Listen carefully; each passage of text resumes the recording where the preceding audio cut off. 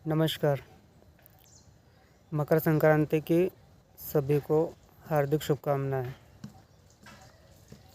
आज मकर संक्रांति पर सब लोग मकर संक्रांति मना रहे हैं और मैं यहाँ पर क्लाइमेट चेंज के संबंध में वीडियो बना रहा हूँ। अच्छी बात है। आचार्य प्रशांत ने कहा था, त्योहारों के दिन खुशियाँ ना मनाते हुए अपने काम को डबल एनर्जी के साथ किया करें। तो उसी की एक छोटी सी कोशिश कर रहा हूँ। और क्लाइमेट चेंज तो हमारा मुद्दा है ही। ये मुद्दा पूरे विश्व का होना चाहिए, हर एक इंसान का होना चाहिए, तभी जाकर हम क्लाइमेट चेंज को रोक पाने में या थोड़ा कम कर पाने में समर्थ हो पाएंगे। लेकिन आज कुछ देश और कुछ लोग इसे बहुत हल्के में लेते हैं और कुछ देश और कुछ लोग इसे गंभीर रूप से लेते हैं। लेकिन अगर कुछ लोगों और देशों द्वारा इसे हल्के में लिया जाएगा तो आज अमेरिका में स्थित कैलिफोर्निया शहर में जो एक प्राकृतिक आपदा आई है जिसमें हज़ारों घर जलकर खाक हो गए हैं, कि ये तो सिर्फ झांकी है।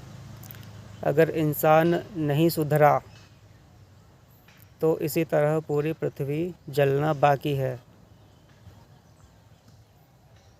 ये लाइन बहुत मायने रखती है। अगर इंसान नहीं सुधरा तो इस प्रकृति को इंसानों ने तो बहुत दोहन किया है और जानवरों ने प्रकृति के साथ सामंजस्य बनाते हुए उसके साथ हमेशा से जिया है, उसके साथ तालमेल बनाकर जिए हैं जानवर। तो हम आज बात करने वाले हैं इंसान और जानवर के बीच के अंतर की, कि कैसे इंसान जानवरों का भी दुश्मन है और इस प्रकृति का भी दुश्मन है। ये इंसान बहुत ख़तरनाक चीज़ हो गया है आज।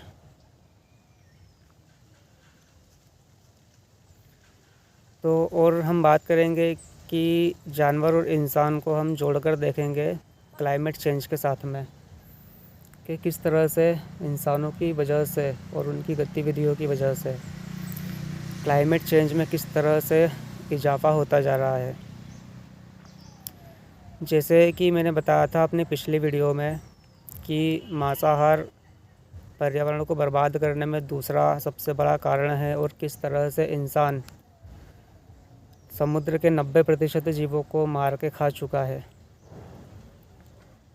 और जो 10% जीव छोड़ दिए हैं वो इसलिए छोड़ दिए हैं इंसानों ने क्योंकि वो समुद्र की बहुत गहराइयों में स्थित हैं या फिर वो विषैले हैं, जहरीले हैं, जिन्हें इंसान खा नहीं सकता, इसलिए छोड़ दिए हैं।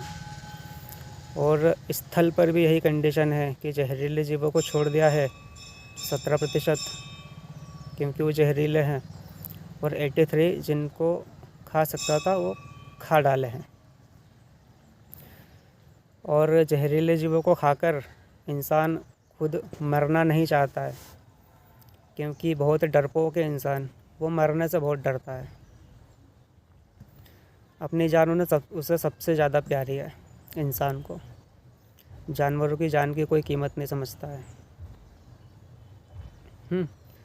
और इसीलिए मेडिकल साइंस के ज़रिए अपनी उम्र बढ़ाने में लगा हुआ है, अमर हो जाने में लगा हुआ है, क्योंकि इंसान एक नंबर का फट्टू किस्म का जीव है। उसकी फटती बहुत है मरने से।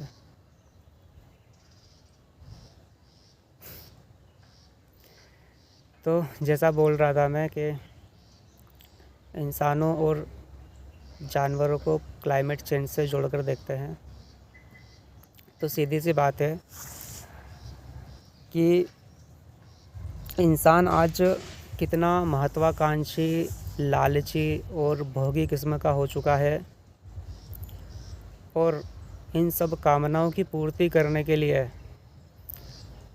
पृथ्वी का अलग ही लेवल पर दोहन होता है उसका विनाश होता है। ये तो हम सभी जानते हैं ना। ये तो किसी से अछूता नहीं है कि जितनी आबादी उतना कंजप्शन, उतना पृथ्वी को भोगना। और दूसरी तरफ जानवरों में ये सब गुण नहीं पाया जाता है, लालची लोभी प्रकार के। इसलिए वो पृथ्वी के साथ सामंजस्य बनाकर रहते हैं और पृथ्वी का नुकसान नहीं करते हैं। एग्ज़ाम्पल पे देखा जाए, अब अगर जानवरों को कुछ सिखाया जाए तो वो सीख जाते हैं। और जैसे कि मिलिट्री की ट्रेनिंग एक बेस्ट एग्ज़ाम्पल है ट्रेनिंग का जानवरों की, जहाँ पे कुत्तों को ट्रेनिंग दी जाती है, डॉग्स को, तो वो सीख जाते हैं बेचारे और वैसा ही करते हैं जैसा इंसान चाहते हैं। एग्ज़ाम्पल के तौर पे कोई स्टंट अगर उन्हें सिखाया जाए तो वो सीख जाते हैं। आप इस वीडियो में देख सकते हो।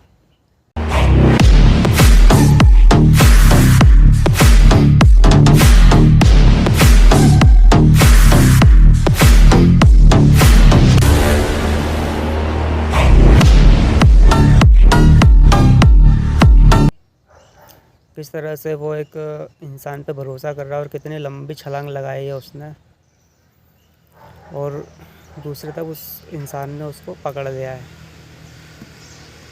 इसी तरह की बहुत सारी वीडियो है इंटरनेट पे जिसमें एक इंसान एक मादा डॉग के बच्चों को डरा रहा होता है, तो मादा डॉग उसे प्रोटेक्ट कर रही होती है अपने हाथों से कि मेरे बच्चों को मत मारो।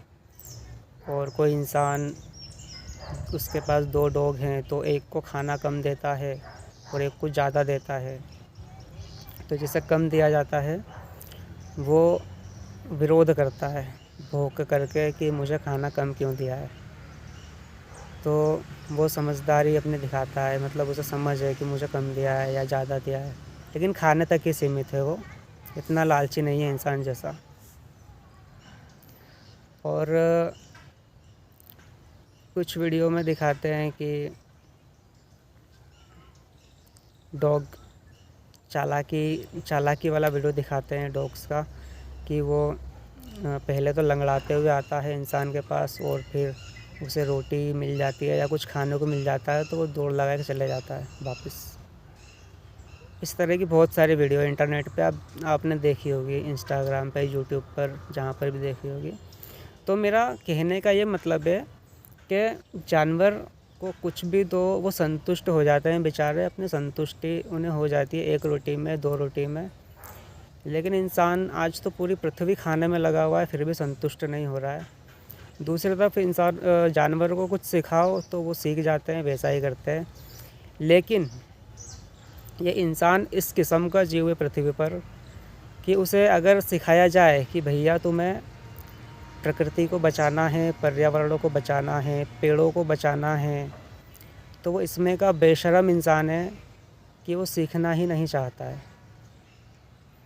उसे बस दिखाई देता है वो कुछ सीखना चाहता है, तो अपनी जेब भरना सीखना चाहता है, अपने कामनाओं की पूर्ति कैसे करनी है वो सीखना चाहता है, अपनी लोभी प्रवृत्ति को और बढ़ाना चाहता है। वो प्रकृति पर्यावरण को बचाना सीखना चाहते ही नहीं है, बस दोहन करना चाहता है उसका, और अपने लिए बहुत सारा धन जुटाना चाहता है, भले इसके लिए पृथ्वी को तबाह क्यों ना करना पड़े। इस कदर गिर चुका है इंसान आज धरती के लिए, धरती की नज़रों से। तो यह है इंसान की कहानी और जानवर की कहानी। और जानवर पर क्रूरता इस तरह से हावी हो चुकी है आज इंसान के सर पर कि चाइना से बेस्ट एग्ज़ाम्पल हमें कहीं नहीं मिल सकता। चाइना में तो आपने सुना ही होगा, कुछ भी खा जाते हैं वो, कुछ भी मिले उन्हें सब खा जाते हैं, कुछ एक जहरीले जीवों को छोड़ करके। तो इसी तरह की कुछ रिपोर्ट्स में मैंने पढ़ा था कि बीच में आपने सुना होगा कि चाइना ने पाकिस्तान से गधे इंपोर्ट किए हैं, वहाँ से आयात किए हैं गधे। क्यों किए हैं वो मालूम है? उन गधों की इंपोर्ट करके चाइना वाले उसको मारेंगे, उसकी खाल उधेड़ेंगे, उबालेंगे और उसकी खाल में से कुछ लुब्रिकेंट्स वगैरह निकलेगा, तो उससे एजियाओ नाम की कोई दवा है चाइना में, वो दवा बनाएंगे। पता नहीं कौन सी बीमारी में यूज़ करते हैं वो। तो ये एजियाओ नाम की दवा का जो मैंने पढ़ा था, ये आपके सामने स्क्रीनशॉट है, आप इसे देख सकते हो। तो ये दवा वहाँ पर इस्तेमाल की जाती है। और हमें तो पता है चाइना वाले इतने सीधे साधे तो है नहीं कि वो गधे को मार के सिर्फ दवा बनाएंगे। कुछ रिपोर्ट्स में मैं सुनने में आया था कि वो गधों को मार कर दवाई तो बनाते ही हैं, लेकिन साथ में उनके अंडकोशों को निकाल के खुद खाते हैं और ये बोलते हैं कि इससे हमारे वीर्यवर्धन में सहायता मिलेगी। उनको अपने वीर्यवर्धन बढ़ाने के लिए गधों को मारना पड़ रहा है। ये कितनी शर्मनाक बात है। और इतने गधे मार दिए हैं उन्होंने कि उनके खुद के देश में गधों की अकाल पड़ गया है, दूसरे देशों से मंगा रहे, वहाँ अकाल पड़ गया है। और अब इस बात से विरोध हो चुका है कि आप जानवरों पर इतनी क्रूरता क्यों कर रहे हो। इतना हरामी किस्म का इंसान हो गया है आज धरती पर। तो वो कल की अवतार जो कहते हैं ना, वो सच में होगा अवतरित। देर से होगा, लेकिन होगा ज़रूर। इस तरह की क्रूरता और बर्बरता है आज जानवरों के प्रति। और बदले में जानवरों ने किया ही क्या है, कुछ बिगाड़ा ही नहीं है इंसानों का, उसके बावजूद भी इतनी बर्बरता है। सिर्फ किस लिए? अपनी कामनाओं की पूर्ति के लिए। और अपनी जान, खुद की जान प्यारी है इसलिए जानवरों की जान ले लेते हो तुम, सिर्फ इसीलिए। ये तो कहीं से कहीं तक जायज़ नहीं है, बिल्कुल नाजायज़ बात है। और आप सर्च करोगे चाइना के विषय में कि डॉग हंटिंग एंड ईटिंग करके, आप अगर यूट्यूब पे डालोगे तो उसमें किस तरह से कुत्तों को मारा जाता है। एक इंसान एक हॉकी लेकर खड़ा होता है और एक शॉट में उसके सर पे मारता है डॉग्स के, और वो वहीं पर एक शॉट में चिल्ला के मर जाता है बेचारा। कुत्ते के जैसा ईमानदार वफ़ादार जीव नहीं है, गधे के जैसा मेहनती इस धरती पर नहीं है।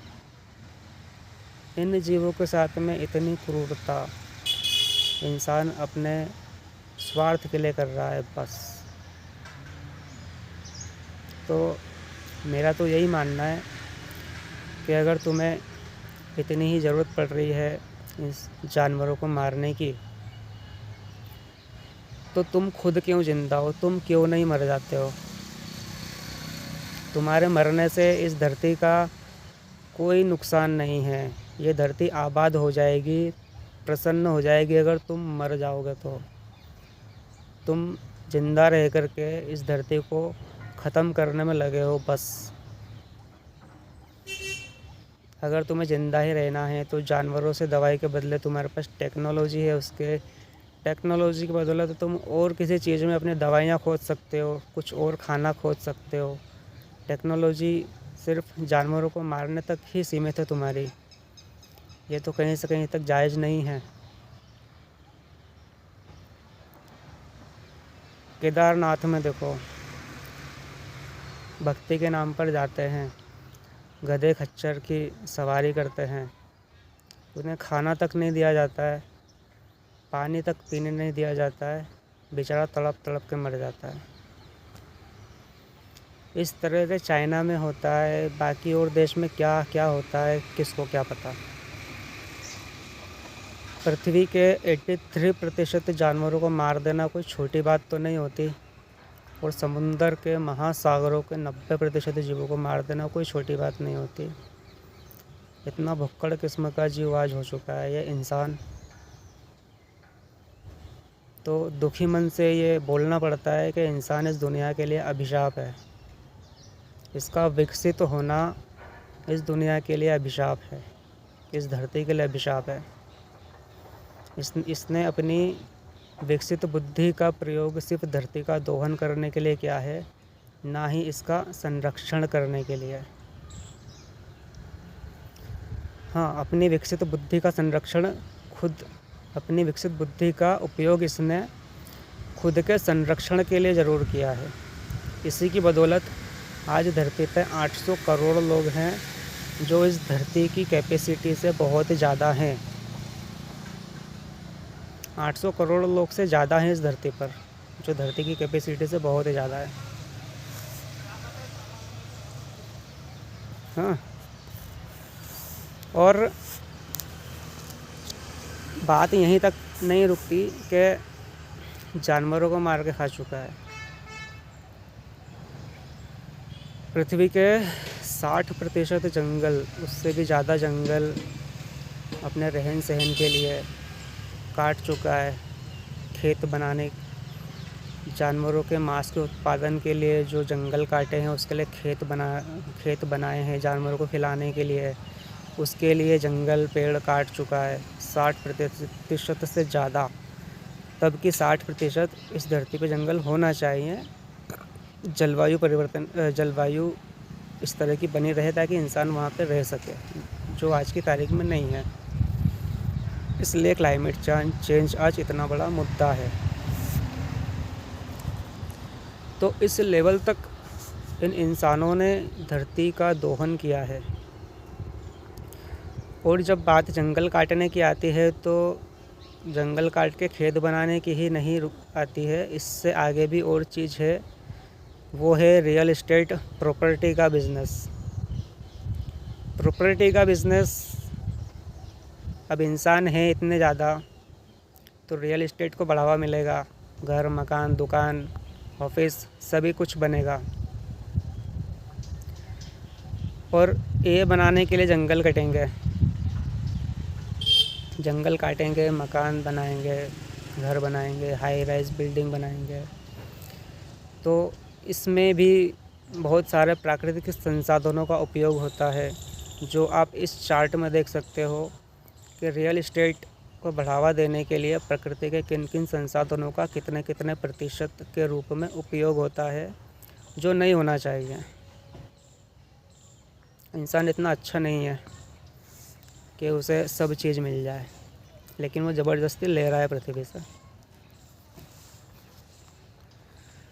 और रियल एस्टेट को बढ़ावा दे रहे हैं, ठीक है, और उसमें भी कई तरह के फ्रॉड हो जाते हैं या होते रहते हैं, जो आप इस वीडियो में देख सकते हो। ये देखो भाई, स्कैम ऐसा करो जो समझ में ही ना आए क्या चल रहा है। अच्छे से देखो, सारी दुकानें खाली पड़ी 4-4 साल से, और जब आ जाओ बस सर ये तो अभी 2 महीने में भर जाएंगी सारी। और ये एक कॉम्प्लेक्स है नोएडा एक्सटेंशन में, ऐसे कम से कम 10 किलोमीटर के अंदर 10 कॉम्प्लेक्स पड़े हुए हैं खाली। और ये सिर्फ एक बात पे बेची जाती है कि भैया कमर्शियल का रेंटल यील्ड बेटर है रेजिडेंशियल से। अबे दुकान ही किराए पे नहीं चढ़ रही, क्या करोगे रेंटल यील्ड का। अब सोचो इसमें पैसा किसका फंसा हुआ है, उस बेचारे भोले वाले जॉब करते हुए आदमी का, जिसके पास 1 करोड़ रुपए का फ्लैट लेने के लिए पैसे नहीं है। उसको 30-40-50 लाख रुपए के डब्बे दिखा दिए जाते हैं। बढ़िया रेंटल यील्ड के नाम पे 90% का लोन करवा देते हैं, फंस गया आदमी।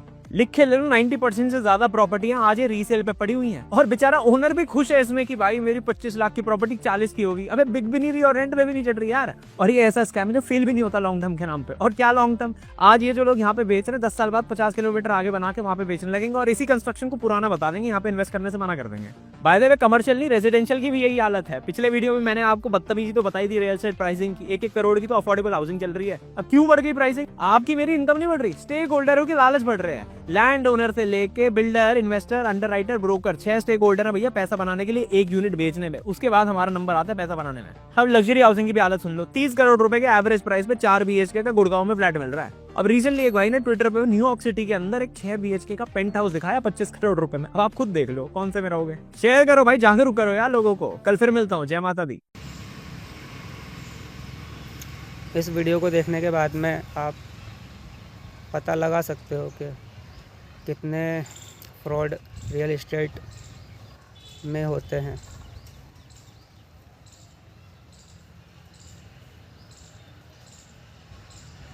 इतना दोहन तो सिर्फ इंसानों ने किया है, इसमें जानवरों का तो बेचारों का कोई कसूर नहीं है। और इतना अत्याचार करने के बाद भी इंसानों का ये कहना है कि हम अगर जानवरों को नहीं खाएंगे तो इंसान इस धरती पर जानवर इस धरती पर बढ़ जाएंगे और वो इंसानों को खाएंगे। तो आज इंसान इस धरती पे 800 करोड़ हैं, उसके मुकाबले जानवर कम हैं। बताओ अब क्या किया जाए। पुष्पा का डायलॉग याद आता है मुझे, वो कहता है ना, रपा रपा काटो, रपा रपा काटो अब इंसानों को, जैसे जानवरों को काटा जाता था पहले, या अभी भी काटा जाता है, पहले क्या, अब तो और बढ़ चुका है। अच्छा लग रहा है सुनने में, रपा रपा कटोगे तो। अभी नहीं कटोगे, क्लाइमेट चेंज में कटोगे, तब अच्छा लगेगा तुम्हें। अभी नहीं सुधरोगे तो।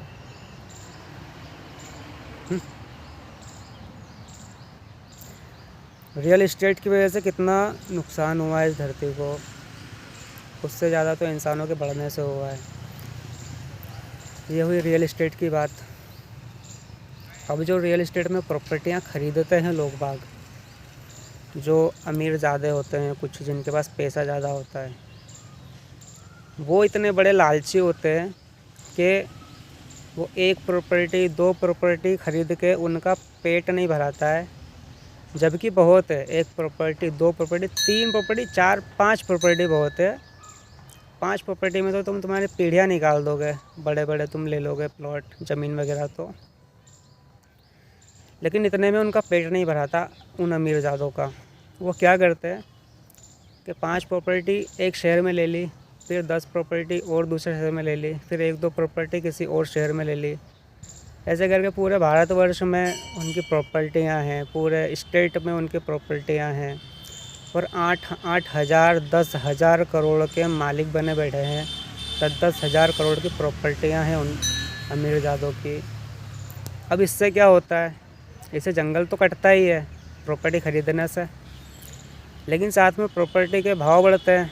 और जिन्हें सच में ज़रूरत है, मुझे ज़रूरत है कि मेरे जैसे किसी और को ज़रूरत है कि मुझे प्रॉपर्टी ख़रीदना है, झुग्गी झोपड़ी में रह रहा हूँ मैं, मेरा सपना है कि मुझे प्रॉपर्टी लेना है, तो ये जो इतना 30-30 35-35 प्रॉपर्टी लेके बैठा है अमीरज़ादा है, इनकी वजह से प्रॉपर्टी के भाव बढ़ जाते हैं।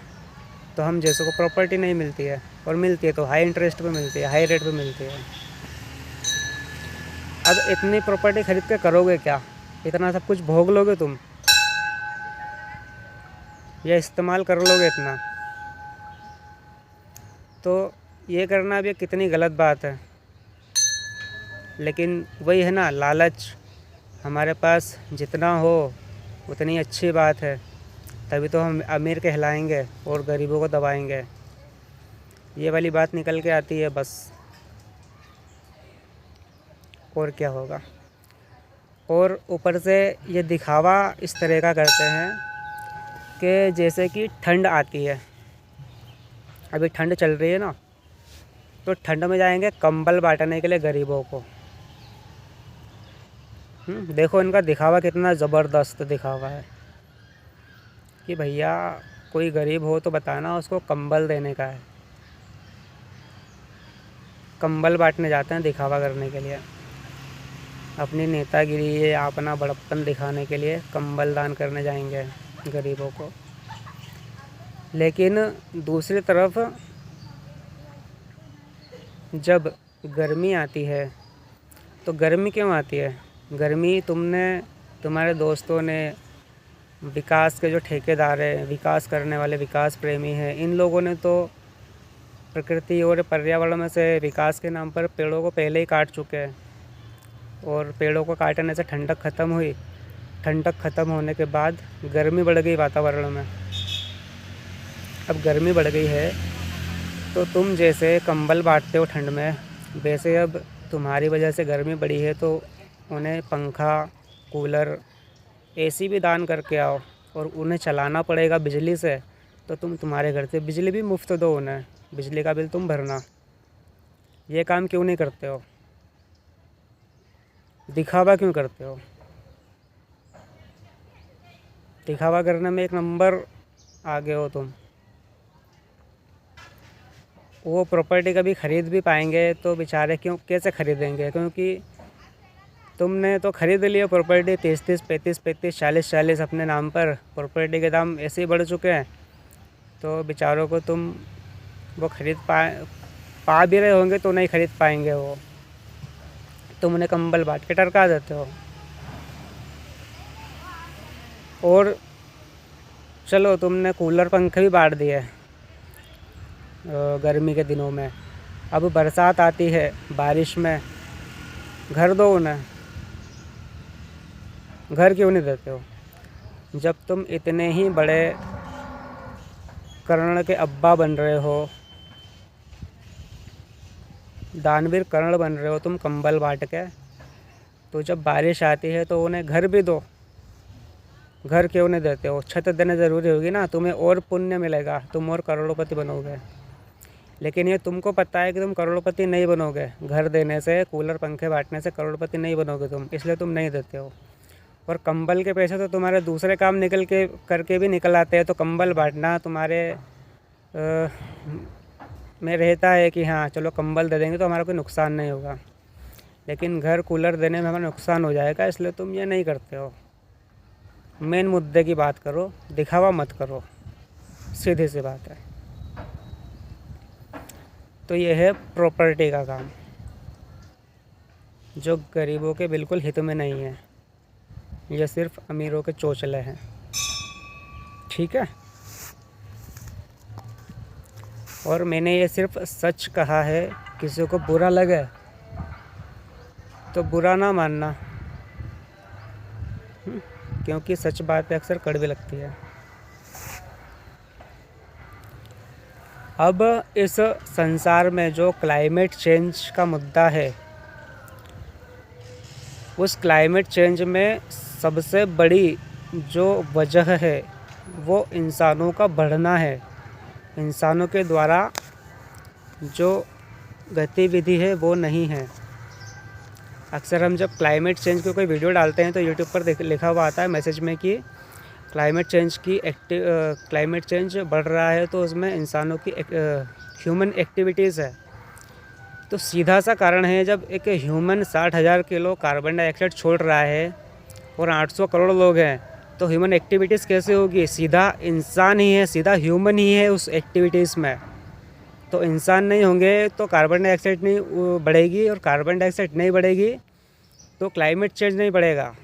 इस चीज़ को समझो। वो मैसेज में भी झूठी बात लिखी हुई आती है। तो आजकल झूठ का कारोबार बहुत है, जो सच है वो कोई नहीं बताता। और इस संसार में जैसा कि बोला मैंने कि ह्यूमन ही इस क्लाइमेट चेंज में सबसे बड़ा कारक है। तो इस संसार में ह्यूमन 800 करोड़ से ऊपर हैं, और सारे इंसान समुदाय में बटे हुए हैं। तो समुदाय के हिसाब से ही मैं आपको डेटा बता रहा हूँ कि इस पूरे संसार में सबसे ज़्यादा समुदाय के कौन कौन से लोग हैं। आप इस चार्ट में देख सकते हो।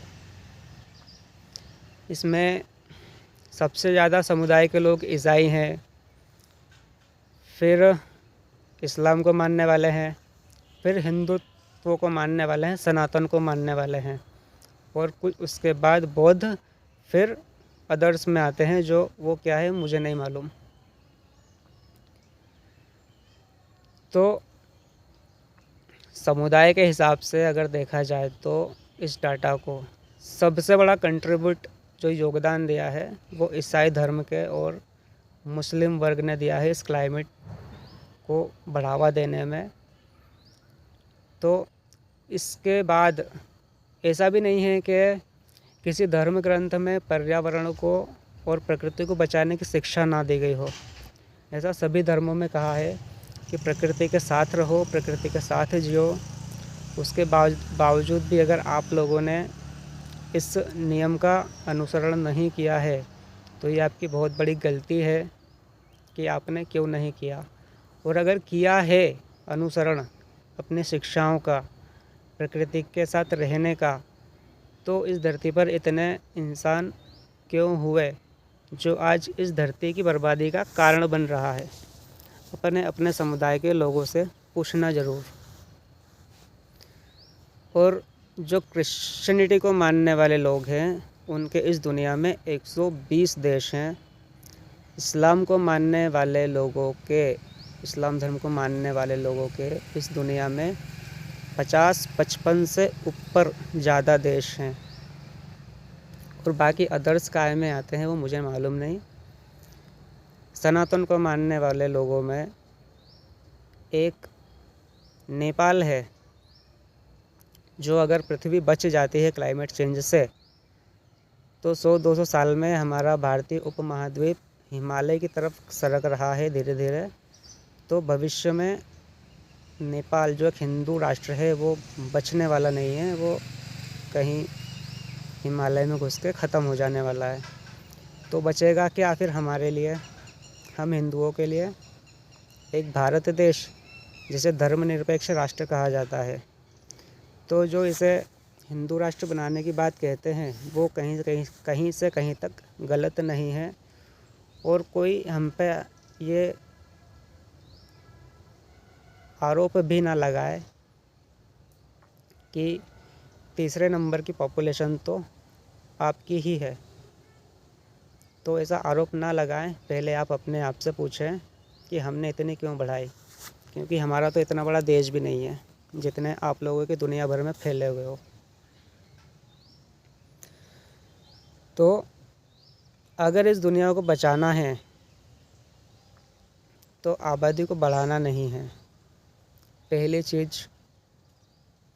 दूसरी चीज़ ये कि मांस के कंजम्पशन पे रोक लगाना है, जानवरों को कटने से बचाना है, प्रकृति पर्यावरण के दोहन करने से बचाना है, अपनी लालचीपन और वहशीपने को छोड़ना है। क्योंकि हमारे पास प्रकृति को बचाने की शिक्षा है तो उसका हम उपयोग नहीं करते हैं, और नहीं करते हैं तो वो 0% के बराबर ही है। लेकिन प्रकृति को दोहने की जो शिक्षा है हमें शुरू से सिखाई गई है, तो वो हमारे पास में भर भर के है। उसकी शिक्षा में 100% है, जो नहीं होनी चाहिए। और इसके लिए आप अगर चाहो तो भगवत गीता का अनुसरण कर सकते हो। भगवत गीता में बहुत अच्छी अच्छी बातें बताई हैं। देखो, मैं साफ बताऊं, मैंने भगवत गीता नहीं पढ़ी है, फिर भी मुझे इतना नॉलेज तो है कि प्रकृति के साथ किस तरह से रहना चाहिए और प्रकृति को नुकसान नहीं पहुंचाना चाहिए। आज मकर संक्रांति के दिन पतंग उड़ाने की बजाय वीडियो फालतू में नहीं बना रहा हूँ, मेरा भी टाइम है, फालतू नहीं है, क्योंकि मुझे चिंता है इस धरती की, इस पर्यावरण की, है ना। तो आप भगवत गीता का अनुसरण कर सकते हो, पढ़ सकते हो। अपने जीवन में अगर कुछ परेशानी है तो दूर कर सकते हो। और ऐसा नहीं है कि मैं पढ़ूंगा नहीं, मैं भी पढ़ूंगा भगवत गीता को, पढ़नी है मुझे भी। तो मैं आ रहा हूँ अपनी बात पर कि मांस का कंजप्शन कम करना है, प्रकृति और पर्यावरण को बचाना है, तभी हम अपनी इस धरती को बचा पाएंगे जिसे हम माँ कहते हैं। नहीं तो कोई दूसरा रास्ता नहीं है। और विशेष तौर से 2 समुदाय जो मुख्य रूप से जिम्मेदार हैं, वो अपने समुदायों से पूछिएगा ज़रूर कि हम और अच्छे काम कर सकते थे, हमने ये जो धरती को ख़त्म करने वाला काम था इसे ही प्राथमिकता क्यों दी। तो अंत में सब कुछ मैंने समझा दिया है, जो मेरे दिमाग में था, जो मेरी चिंताएं थी। लास्ट में बस इतना ही कहूँगा, यथेच्छसि तथा कुरु। इसका मतलब ये होता है कि अब आपकी जैसी इच्छा हो, सब समझा दिया है, अब जैसा मन हो वैसा करो। समझाने के बाद भी समझ में नहीं आए तो क्या करें। ये चीज़ गीता में भगवान कृष्ण ने अर्जुन को कही थी, पूरा गीता ज्ञान देने के बाद। पूरा समझना है तो आचार्य प्रशांत जी के मुख से इस श्लोक को सुनिए और समझिए। 18वां अध्याय है गीता का, 63वां श्लोक।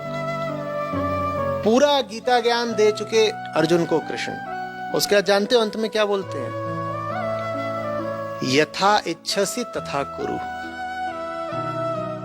अब मुझे जो तुम्हें बताना था अर्जुन मैंने सब बता दिया, अब जैसी इच्छा हो बेटा वैसा करो। ये है निशानी भगवान की। सब बताने के बाद कह देते हैं यथा इच्छसि तथा कुरु। जबरदस्ती थोड़ी करेंगे। तुम्हें चुनना है, शैतान के पास जाना है या भगवान के पास जाना है, इतना बता देते हैं। भगवान बाहर नहीं है, यहां तक कि शैतान भी बाहर नहीं है दोनों भीतर ही। तुम्हें चुनना है कि तुम क्या बन के जीना चाहते हो। तुम्हें चुनना है कि तुम्हारा हित किधर है।